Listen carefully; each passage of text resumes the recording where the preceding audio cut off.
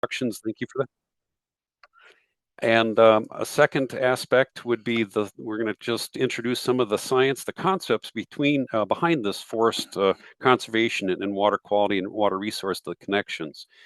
Mitch will talk about the methodologies and some of the applications of GIS, and we'll bring it back together to talk about how we integrate the work that we do in these forest watershed-based plans called landscape stewardship plans, and support their integration into comprehensive watershed management plans, or for short, one watershed, one plans. And then fifth, coordination. Mitch, can we go on to the next slide? But before we do so, this is a reminder from Gary Michael. Gary is the Cooperative Forest Management Supervisor at DNR Forestry. He covers everything that's not state land management or fire, are basically things that are under the umbrella of the area that Gary works on. So he's the supervisor of that element in DNR Forestry. He always likes to stress we need to kind of go through some acronyms because this work has got acronyms like anything else, any other conservation discipline, if you will. So PFM, Private Forest Management, and one thing that goes before that, I should say, is cooperative forest management. That's the terminology used by the U.S. Forest Service and USDA in terms of, from a federal perspective, private forest management, and the program the DNR runs is one of those programs within the cooperative forest management unit at DNR. PTM is what we refer to the prioritized target and measure. We'll talk about that in a little bit. The minor watershed assessment. A lot of what you're going to see in here today, I'm using my hands. I hope you can see them on the screen. We're kind of trying to drill down into the watersheds across the different scales. So please look for that. RAQ, or what we call affectionately is RAC, and we'll define what that means. LSPs, Landscape Stewardship Plan, and LFTs, local forestry teams. You'll see some presentation slides on that. And then the last slide, just a concept. With the 2008 Farm Bill and the effort to try to develop these landscape stewardship initiatives in states across the country, one of the key things that Congress is looking for when we're investing public money on private lands is that return on investment. Private lands certainly generate public benefits, and that's something that trying to get that in balance is an important thing to do. We need to have we would invest public dollars on private lands. This is a watershed that has a lot of public land. Mitch is going to go over some of the maps on that. So, but the context of those private lands are still very important as parts of the landscape or the watershed, if you will. Next slide, Mitch. So just getting into the slides and kind of talking about some concepts. Over the years, DNR Fisheries has become very involved with the work that we're doing. Their research has been foundational. We'll talk about that a little bit in a few slides. But the value that forest and fishery resources bring to the state and to the region are tremendous. And I think that's not any surprise to anybody on this call. And so both from a forestry perspective, I think the forest products industry is the fourth or fifth largest manufacturing industry in the state, supplies upwards of 65,000 jobs. Recreation and fisheries also has a big impact, as well as the quality of life and in sustaining life, because those fish resources are important, I think, to all of us. And so with that, go on to the next slide, Mitch. So basically, over the past 20 to 30 years and longer, DNR Fisheries has done a lot of research in trying to understand how the principal habitat for fish is the water and the quality of that water. The research in the past many years, DNR, we need to look beyond the shoreline to protect water quality. We need to look on a watershed basis.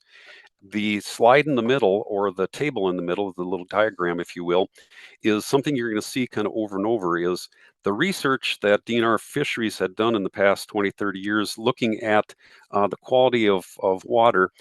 On the, let's see, the vertical axis is the total amount of phosphorus, summer conditions, and then amount of ag and urban land use in the watershed is on the horizontal axis.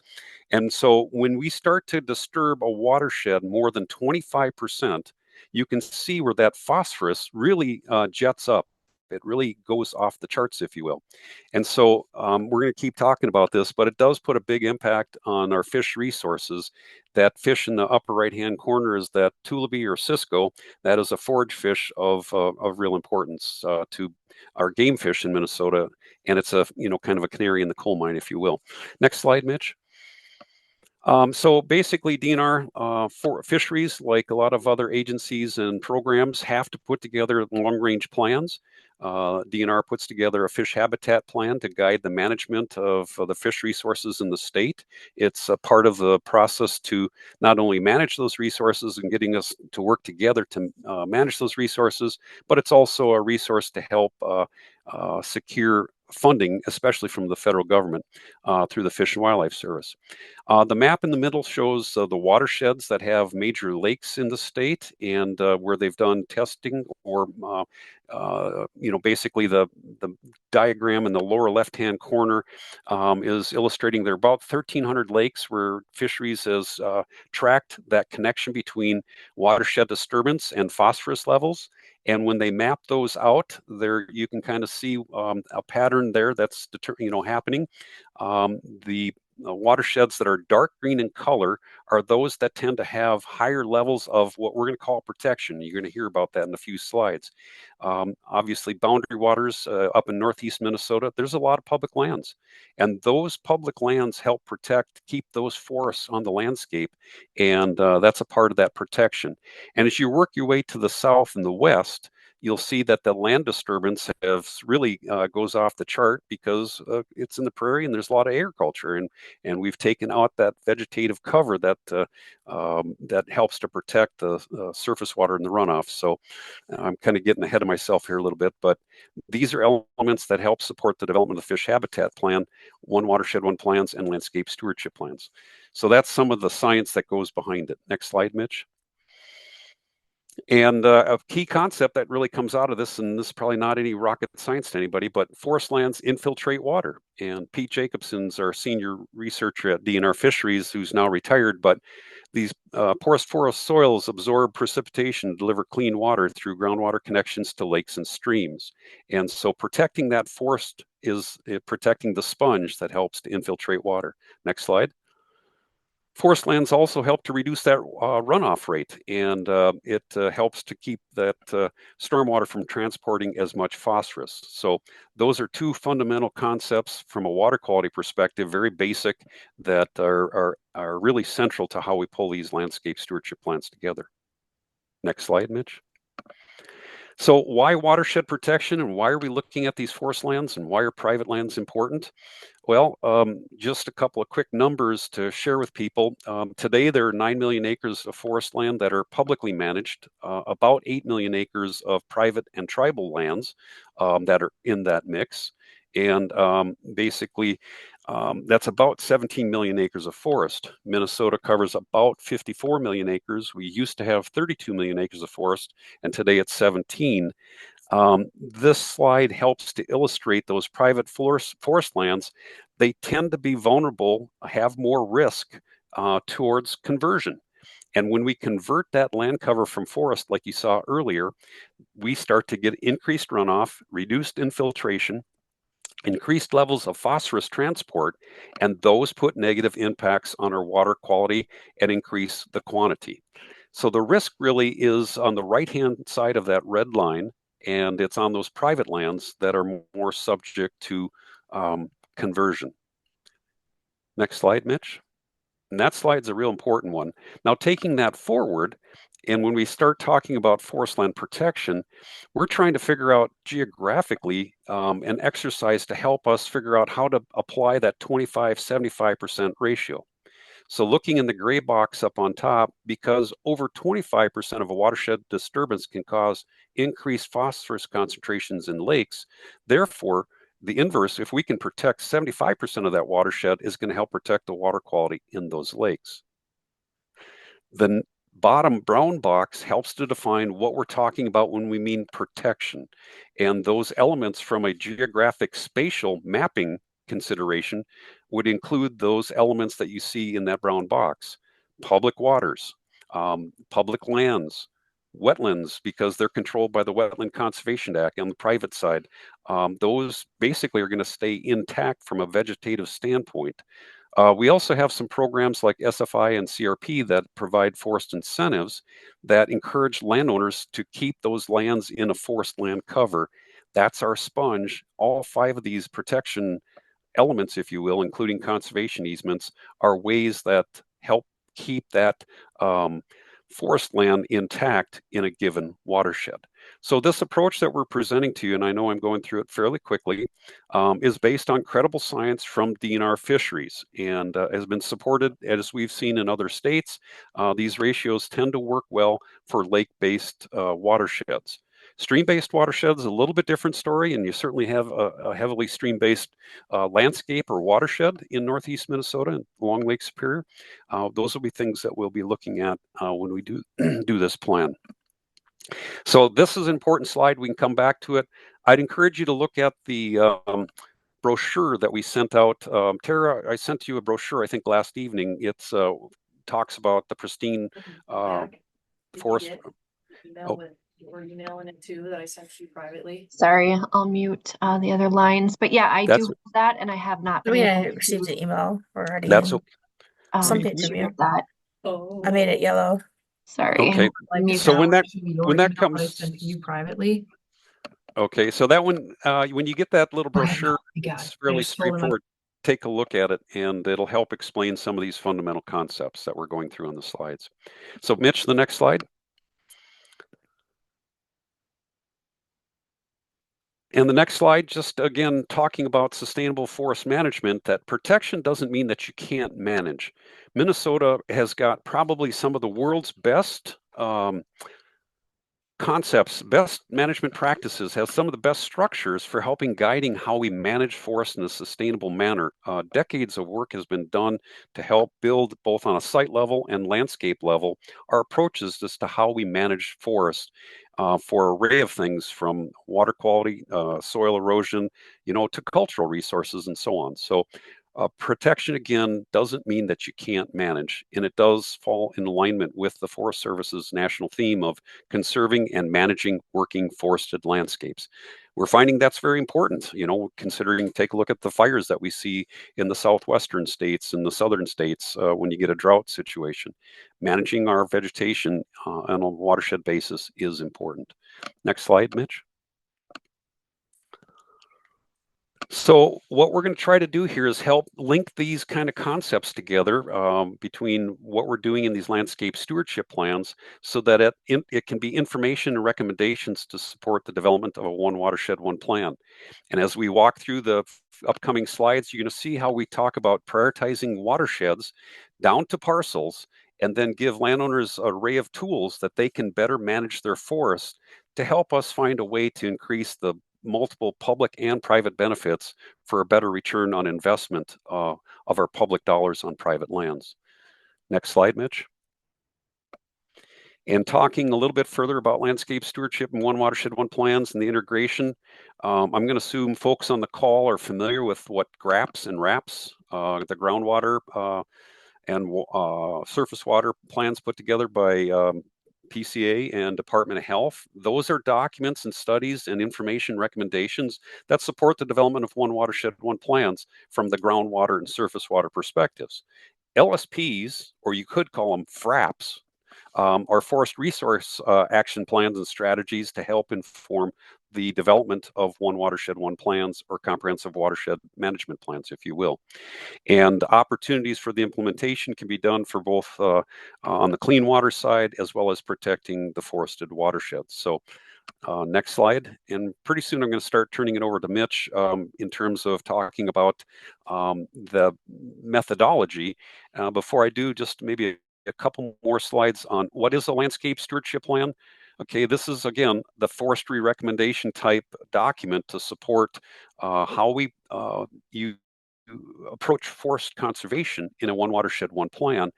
It also is a document to guide the work done by DNR Forestry with partners, including soil water conservation districts, consulting foresters, and a whole array of others, working with private landowners to increase forest management on private lands. A landscape stewardship plan is simply a forest management plan based on the major watersheds or at a Huck 8 level. Just for everybody's calendars, start thinking. We do these in a very focused process or approach. Kari, you were involved with the Rainy Headwaters, and maybe a few others were as well. We do these in 3 meetings over about a 4 to 5 month time frame. We develop them through a local team like the folks around this phone call today. They're relatively low cost, and we essentially have 3 parts. Part 1 asks the question, where we've been, and that's the analysis and context. Part 2 is where do we want to go? It's essentially the vision. There are 2 fundamental goals in all landscape stewardship plans. One addresses forest land protection. It's based on the concepts you've seen in those slides I just presented. And number 2 is promoting forest stewardship and helping landowners develop forest stewardship plans to guide the management of the forest resources on their private parcel.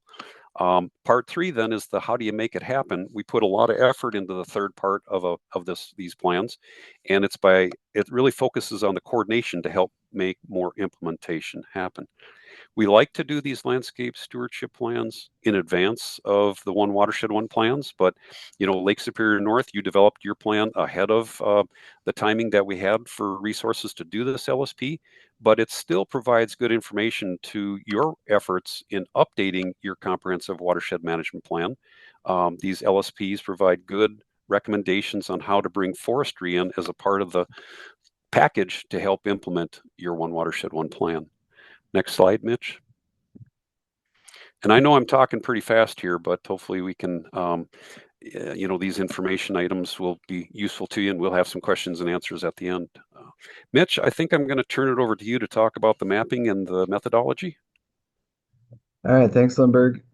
So yeah, as Lindbergh said, we do these, on the same boundary as the One Watershed One plans, which is generally a Huck 8 or major watershed. I know there's nuances in this one. I think there's maybe a couple majors. And then we drill down to 2 other levels within that. So what you're seeing here is the full, major watershed, Lake Superior North planning area. But within that, there are 18 sub-watersheds, what we call Huck 10s. So we go from an 8-digit hydrologic unit code down and drill down, and by doing so, you add 2 more numbers. I guess is how the system, the Huck 10 comes about, and we're actually going to go 1 level further, add 2 more digits to zoom into a Huck 12. So those are the 3 scales we'll be working at. This just gives you a snapshot of kind of the current protection level at this Huck 10 scale. The further away you get from the lake, generally there's more public lands, national forests, boundary waters, state forests, county lands. And so a lot of the efforts will kind of be, a lot of the Lake Superior corridor. And as you get closer to Duluth, meeting 1 will be very map focused. So if you're into geography and maps and data, come to kind of the official meeting 1. We'll have maps laid out on the table. It'll be in person. And we'll also be kind of talking about this concept of what is the potential to protect. And so where do we want to maybe add more protection to the landscape? Because as you notice, we're not at 75% everywhere. And that's more apparent too as we drill down. But I just threw this one in there to show that there's still quite a bit of potential out there. So if we just look at private forested lands, which is kind of the focus of this plan, those private lands greater than 20 acres that are forested, we're over 120,000 acres of these private forested lands that we call, that's where really we have that potential to add protection. And the way we kind of look at PTM in this context, a lot of times we're prioritizing by water, by our streams and lakes. And then we target, this is kind of the way we look at it, by land and by landowner. And these 20-acre private forest lands, but they're not all created equal, right? We have 120,000 acres. We're not going to be able to.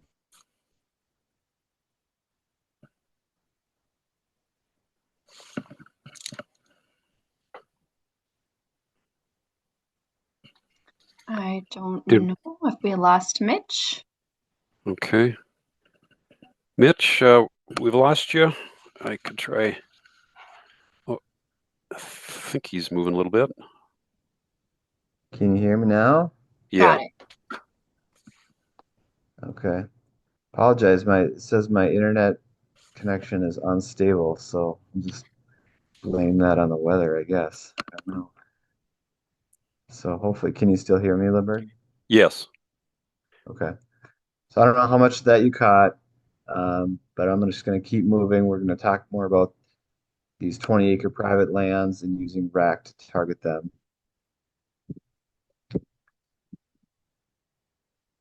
Okay, so one of the big things that'll come out of this plan is a prioritization effort, again, PTM, but we're going to identify kind of some chunks of land or blocks of in this planning area that we're going to kind of try to focus our PFM, private forest management, on. It's not going to be a total shotgun approach.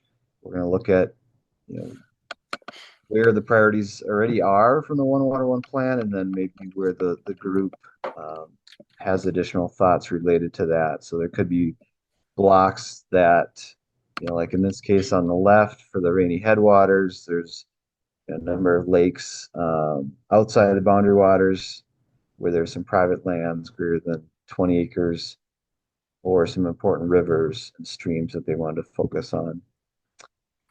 Um, so meeting one is going to be like, twofold. One is kind of going to be starting to tease out these PFM focus areas. And then the second part is we're going to actually try to get really specific and set specific protection goals, because one thing you're going to learn is that there's going to be watersheds that are less than 75 and there's going to be watersheds that are greater than 75, but we may not be able to get to 75% in all these watersheds, and that's okay. That's perfectly okay. We've done this all over the state pretty much, and we've had anywhere from watersheds that are 20-30% to 100%. And so it's a fun process, really, because you learn about your landscape and your watersheds. And so I just want to throw up a couple example maps. So this one on the right is the Knife River, which is toward the bottom or the southern part of this planning area. You'll see in green, those are the private parcels greater than 20 acres. In yellow are smaller tracts of land. So those would be private parcels less than 20 acres. So green is greater, yellow is less than 20 acres, or they may be like agricultural lands. And so you can see there is a fair amount of green in this watershed. So right now, this subwatershed's at 60%. We can use this thermometer in the middle to tell us that, okay, where's that line between yellow and green? And that line is probably at 85%. So a goal of 75% for this Hawk 10 is probably appropriate. Um, we'll let the group decide, of course, and there is Huck 12s within this. So you'll see on the map on the right the red lines. So I think within this there's three kind of smaller watershed units, those Huck 12s. So we can define goals for each of those as well. So again, we'll have a lot of maps and data to look at this first meeting, which is all about protection. You'll get as one of the deliverables, you'll get a map sheet like this for each of the Huck 12s. This is just an example that is a stream-based example showing how we've moved the needle, and I think I'm going to go through it pretty quickly, but just know that it is possible to get from, in this case, 60 to 75%. And actually, in this case, we're at in the 30s, 37 to 71 for this example, based on a couple acquisitions along the river. The pink was an easement, and a lot of this work was done by Mississippi Headwaters Board. using LaSard funding. SFIA in this case was a big player in orange on this map, and you can just see a comparison from left to right where SFIA can really tip the scales. And for those that don't know, this is a state general fund program kind of administered by DNR and Department of Revenue, Sustainable Forest Incentives Act. And somebody can monitor the chat for me. I apologize. I'm not going to. Mitch, could you just real quickly talk about that color change on that map? You know, in its simplest terms, we're trying to change that colors from red, yellow, orange towards the greens. Yeah, and that's kind of what we try to show with this example along the river is, you know, anything we can do to move toward that darker green color, right? That's 75%. These maps are pretty old, showing 80%, but yeah, you can definitely see the change in those circled areas where a lot of yellow went to light green or light green went to dark green. So once we have these parcels, like we showed on some of the earlier maps, we have all these uh, light green parcels that are not protected, but they're greater than 20 acres. How do we do that? How do we get to 75%? And of course, one of the easiest ways is just figure out who owns the most land in the watershed. And hang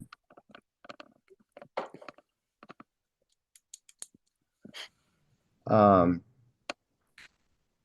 Yeah, landowner one, for example, owns 277 acres of land in this watershed, so that might be an easy one to talk to, but it's still not real targeted. You know, he may not have land adjacent to any stream or lake that we care about, or it's just not an area we are focused on. So we came up with this RAC tool. RAC just stands for riparian adjacency and quality. And parcels along the water. It's actually a really simple scoring system from 0 to 10. And so this is just an example down by Mille Lacs using Borden Lake, where those parcels on the water score 3, one parcel back or in that shoreline district scores a 2, next level is a 1. Adjacency, this builds on that concept that we want to build these complexes out that have large, you know, non-fragmented habitat blocks. A lot of these are public lands. So if you kind of see on the map the crosshatch or various county, state, federal lands, you know, adding additional protection around those is important. And then quality, this is where you guys come in, and this is a great part of the LSP because you can really tell, or you can really use your local knowledge to kind of tell us what is important for quality. This could be trout streams, cold water streams up there for sure. You know, wild rice, high biodiversity. So these are aquatic and terrestrial resources. We just add them up for a max score of actually 4 for quality.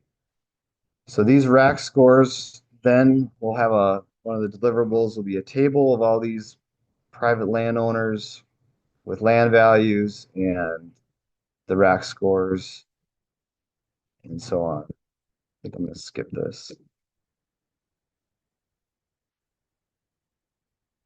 All right, I'm going to turn back to you, Lindbergh. Okay, thank you, Mitch. And so that's basically kind of a quick run through on the methodology. And we're going to come back to this. We'll cover it at the meetings. You'll be working through it. We'll take it step by step.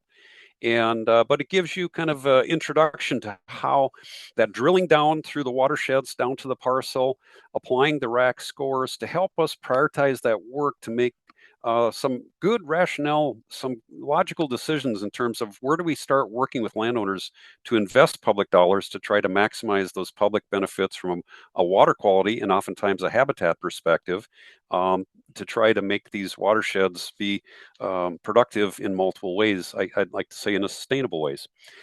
So now these slides, just going to run through these quick. And Mitch, timing wise, if I think you had a 2 o'clock hard stop, so I can put up slides if need be at right at 2, just to let you know.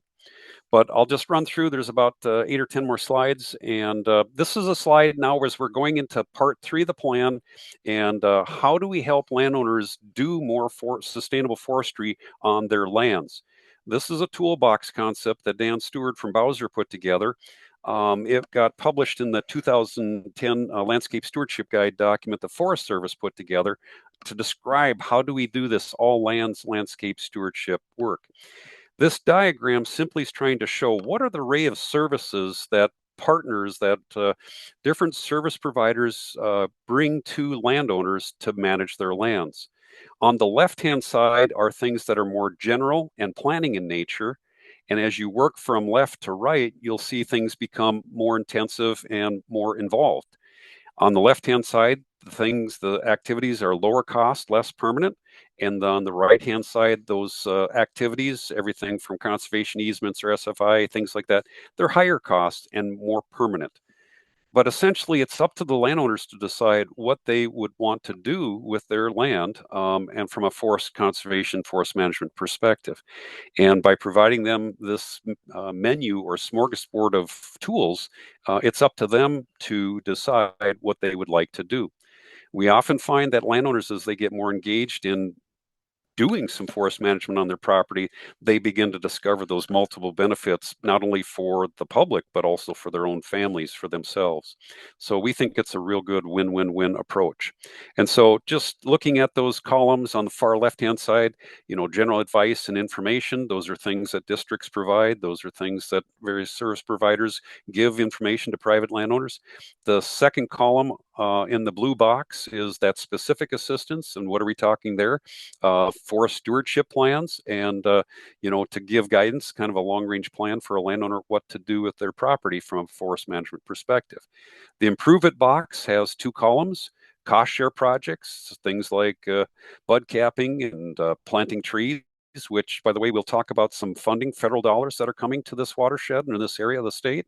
The orange column in the third to the right is basically things to increase the management of your forest lands with landowners. And oftentimes it involves things where it's an incentive program, be it SFIA or 2C or 2 programs. Through the federal government, the CRP is another option sometimes available. And on the far right-hand side, we get into a much more intensive effort where conservation easements and possibly even fee title acquisitions are opportunities to help keep that land in forest conditions. Next slide, Mitch. So basically, this is another way of looking at that toolbox. It just kind of inverts it on a vertical scale. And oftentimes, DNR Forestry likes to promote the idea that really a base to a lot of this work are forest stewardship plans. It's an entry point for most private landowners. I know it has been for my family, my parents, as well as my 2 of my sisters. And then some other opportunities as you go up this little diagram, you'll see things become a little bit higher cost, a little bit more involved, and provide greater public benefits. Next slide, Mitch. So just to also bring into this discussion that what we're talking about, what kind of trees, what kind of sites, we're trying to promote the idea of getting the right trees on the right sites from an ecological perspective. Again, folks on the call that have been involved with the landscape program at the Minnesota Forest Resources Council, we actively promote the goals and silvicultural strategies in the landscape plans through the landscape stewardship process all the way to a private stewardship plan for an individual landowner.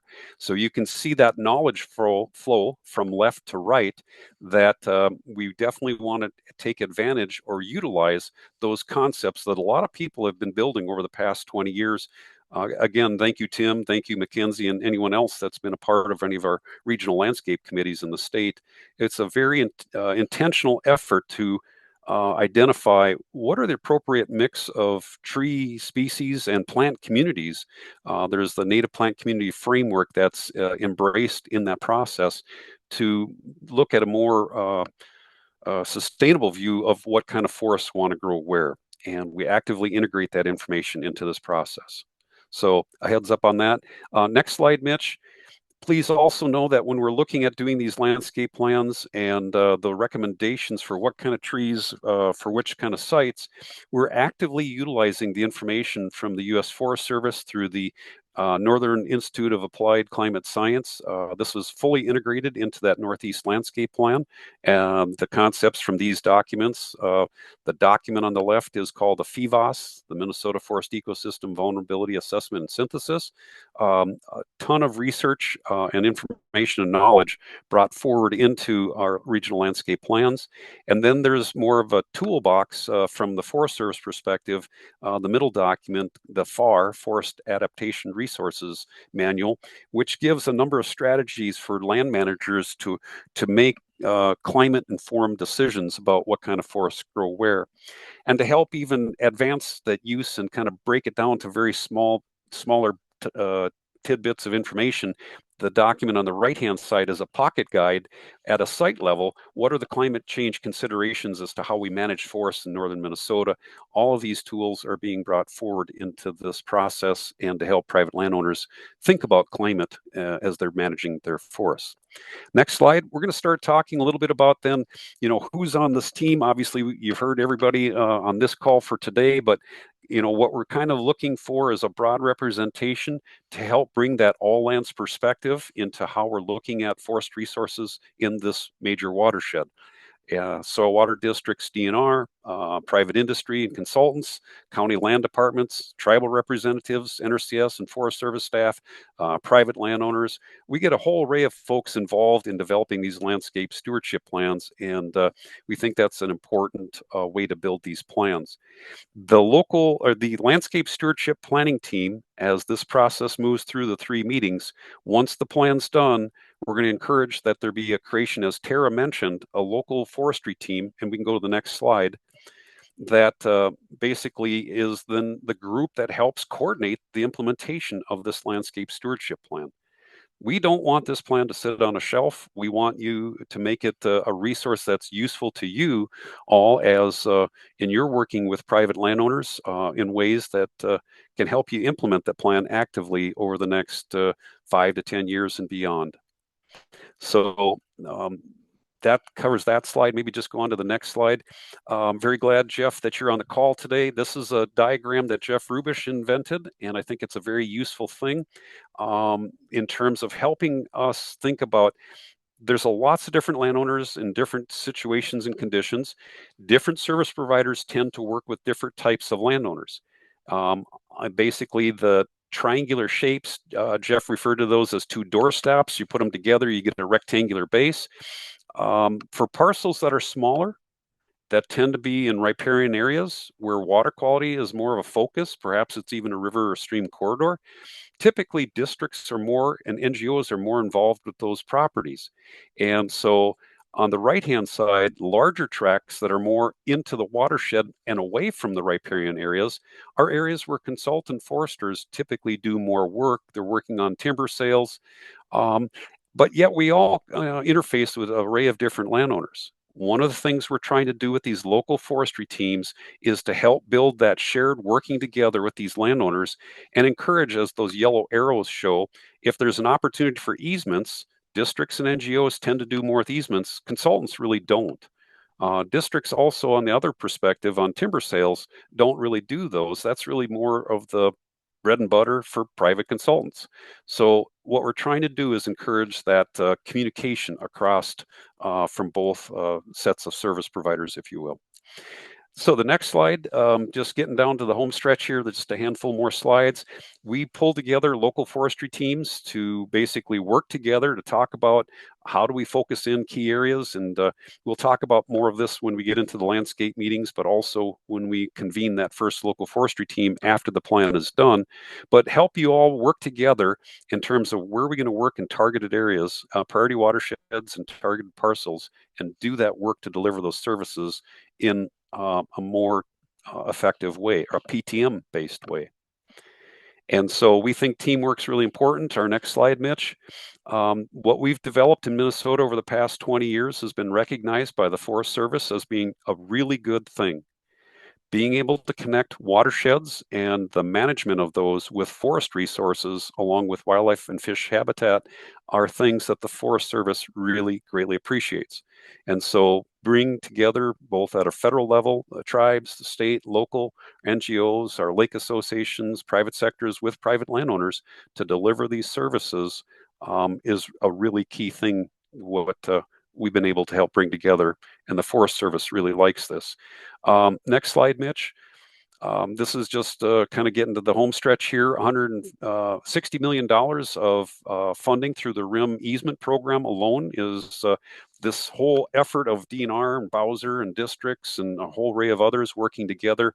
We've been able to secure a tremendous amount of money to protect lands in a prioritized, targeted fashion, which funders really like. Next slide, Mitch, just to wrap this up. Just to make sure everybody's aware, working with DNR Forestry, they submitted a grant application to the U.S. Forest Service through the IRA funding. NOFO 4, NOFO stands for Notice of Funding Opportunity. This grant that they applied for is basically a $2.88 million grant. The feds have awarded $2.4 million. What this project is about, and I'm sure most of you on the call, if not all, are aware of this Arrowhead Forest Partnership Project, trying to help remove that dead standing balsam fir stands that are ladder fuels for fire, is to get those taken out and to replant an appropriate mix of species. So you're going into developing this LSP, one with your one watershed, one plan in place. But number two, there's a pretty good chunk of federal money here to do implementation with private landowners. And this LSP can help us make a good use of these 2.4 million federal dollars. So some really good news on the funding side. So we'll talk about that more at upcoming meetings, but that's good news for everybody on the call. And thank you for those that supported that grant coming together with your letters of support. Those always help. Next slide. So marketing does matter. Another thing we'll help you do is get out marketing materials on a local level, capture the attention of the private landowners for things that oftentimes they're interested, wildlife habitat, fish and resources and things like that. I mean, you got to like that fish that Mitch is holding up, don't you all? That's a dandy, Mitch. I will say that came out of Pike Lake, kind of by Duluth there, just west of Duluth. So I'm not afraid to share. I'd actually never fished it, and we hadn't even started the motor. We just got out from the landing, made a cast, and wow. Yeah, I don't know. Lucky Awesome. dag. Yeah. Appropriate name lake too. So our support team, Mitch and myself are available. We'll walk you through this process of developing the landscape stewardship plan. We'll work with Tara and her staff to organize the materials for these meetings and help you walk through the process of putting together a watershed-based landscape stewardship plan. I also want to introduce John Carlson, just so that everybody's aware. He is the PFM coordinator for the state for DNR Forestry, and John will be involved with those meetings as well. They'll be held in a hybrid format so that we'll make it as available to everybody as possible. Just a real strong emphasis, please, if you can at all possibly be to the first and second meeting. Those are the important ones, especially meeting one in person is really helpful. So one thing we'd like to try to do today is start thinking hard about what would be a meeting date for meeting number one. Next slide, Mitch. So basically that kind of wraps it up, and we're open for questions and any discussion. And Mitch, just let me know what time or when you got to head out here. So Yeah, I'll probably jump off soon here. I gotta get down to the cities for my son's senior swim night here, but I'll let you guys take it from here. I'll stop sharing. Okay. Thank you, Mitch. Thank you for being here, Mitch. And I just thought a few things, we'll put it into context real quick. Again, great presentation. Thank you so much, Lindbergh and Mitch. And then jump in, Elena from Cook, if you have anything to add. Once again, if you're not aware, soil water conservation districts, our mission are to support and assist landowners and other agencies collaborate to provide resources and consultation. Both of our offices have foresters on staff that can assist local landowners with their resource concerns and their goals, as well as other resources as well, such as erosion and such. So we're a good resource for anybody who wants to reach out and have some private landowner consultation. The One Watershed One plans that were referenced are local comprehensive watershed plans. It creates goals and practices that we will do to protect and restore water quality within a watershed. In Lake County, for instance, we have the St. Louis River Cloquet, One Watershed One plan, the Rainy River headwaters, and the one that we're talking about today is Lake Superior North. These landscape stewardship plans have been developed for each of those watersheds. And then Lindbergh talked about that local forestry technical team that's going to be developing this plan. Invites have gone out to about 30 or so people from various agencies. If you're interested in joining that group and you did not get an invitation from me, feel free to email me and we can talk about, we just want to make sure that there's an entity, typically one or two from each agency and entity so that everyone can be at the table, but yet it's not too complicated. And then, so next steps, Mitch, tossing it to you as far as, it sounds like this is a 4-month process. So looking at the end game, are we assuming that we would have the finalized product sometime in June, May or June? And then at that time, we'd reconvene and have another meeting to talk about what the landscape or the forestry technical team has developed for that LSP. Yes, those are good timeframes. Okay, sounds good. But if anyone wants to be involved along the way, once again, reach out to me. And then, you know, as Lindbergh mentioned, there's a lot of funding and money coming through for local forested landowners.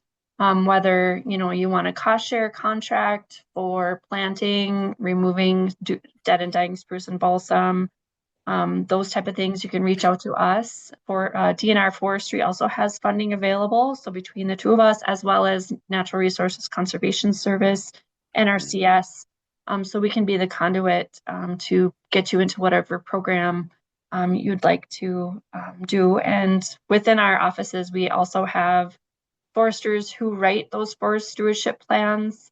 Then also there's lists of private forested contractors that can write those as well. So let us know if you're interested in that. And then the end game is that once again, there'll be those maps in those areas that we really want to prioritize.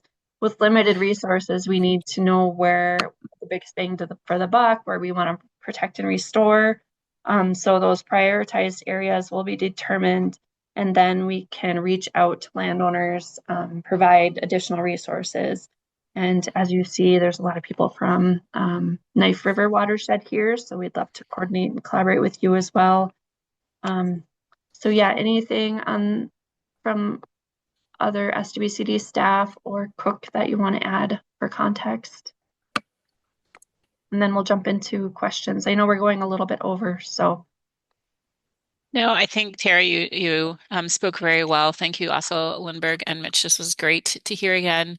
Yeah, as Tara said, we can offer resources. The Cook SWCD does not have a forester, but we have technicians that are qualified to come out and do site visits and then can help direct landowners as necessary. One thing that was kind of exciting that pointed out that kind of spoke during this is just looking at, even though we have a lot of smaller parcels within the watershed, having these maps will help us to kind of be able to look and say, okay, can we work with all of these smaller parcels together and these landowners together? And that's something that SWCDs are really good at, trying to bring people together and work with those private landowners. So if you're out there and you're a citizen in the communities, please feel free to share, you know, this is happening, and it's an opportunity to really work together and help protect that water quality. So we're excited to get this moving, and thanks, Tara, for taking the lead into your district. No problem. All right, I see one question in the chat. It said, could you define what is considered protection again? And then is it specific forested lands of a certain age? Okay. Is that coming through? Kind of sharing a screen here at that slide when we talk about forest land protection.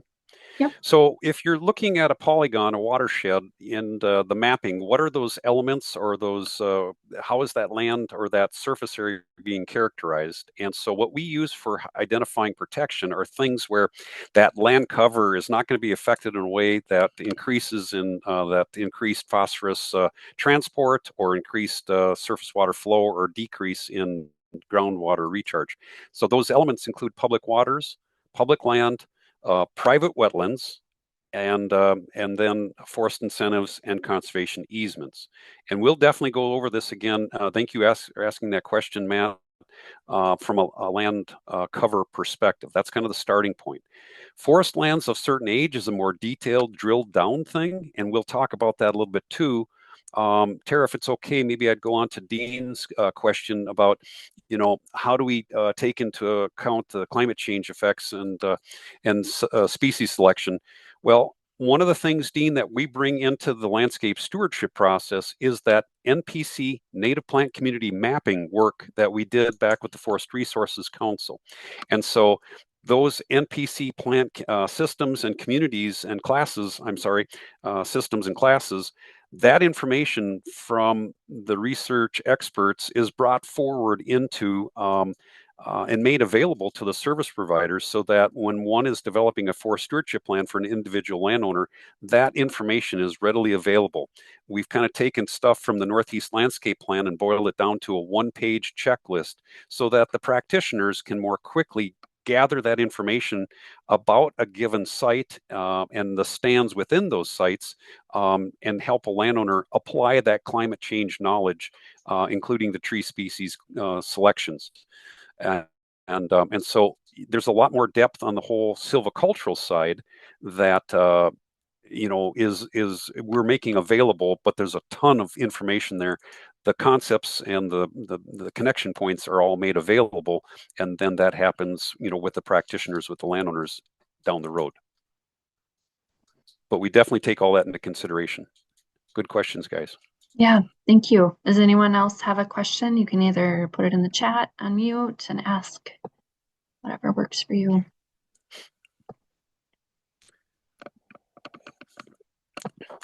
And Tara, I could add one more thing to that just real quick, since we talked about that spruce budworm.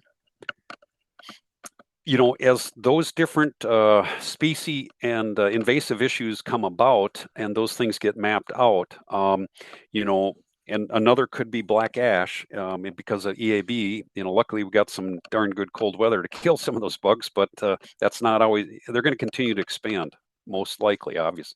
So by understanding those plant communities and helping our service providers have that information as they're working with landowners, I think that's another way we can help. Long-lived conifers are oftentimes, when those balsam fir come through, there's a real good opportunity to get those long-lived conifers, white pine, red pine, back in the mix of that landscape that are much less today than they were 200 years ago. So that's through projects like spruce budworm and EAB, black ash swamps, we can help bring and tackle those species selections. I hope that helps. Yes, it does put it in the context of things that are on everybody's minds and goals for private property around here. Mm-hmm. Any other comments or questions? I appreciate everybody's time. And thank you for coming. And once again, I'll have this recording on the Lake Soil and Water website if you want to refer people to the information. Tara, I'd have one more quick thing that Elena brought up, and that's the smaller tracts. A lot of the work focuses on 20 acres or larger because that's where the forest stewardship program has focused historically. Please, everybody, also know that we will look at, I think, down to the 10-acre level, and I have to double check with Mitch on that, but this does not preclude efforts by your team here that's coming together to work with property owners owning lands less than 20 acres. DNR Forestry has a streamline or small tract acreage kind of program that's evolving and developing, and we very much will be looking forward to working with all of you. This LSP can help us define where those smaller tract areas are and really provide some focused efforts to serve those landowners too. So please be aware, we want to help you address smaller tracts. Sounds Thank you. great. I know Nate in our office has started doing that already, so it is a resource, like you mentioned. Cool. All right. Well, thank you, everybody, and I look forward to working with you more on this. Appreciate all the participation. Thank you, Tara. Thank Thank you, you. everybody.